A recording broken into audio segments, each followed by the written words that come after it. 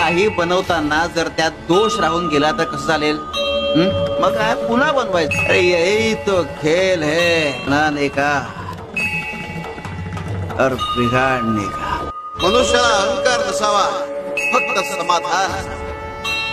या अहंकारामुळेच मनुष्य 84 लक्ष योनीत फिरत राहतो. जर मोक्ष मार्गावर चालत असेल तर अहंकाराचा त्याग करावाच लागतो. गुरु चरित्र हे ठळकपणे लक्षात आणून देते.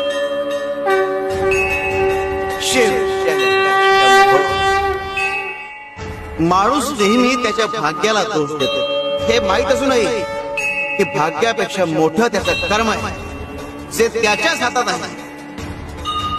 गुरु चरित्रामधून आपल्याला हेच शिकायला मिळते. तेव्हा कर्माचे महत्व ओळखा. शिव शंकर शंभो.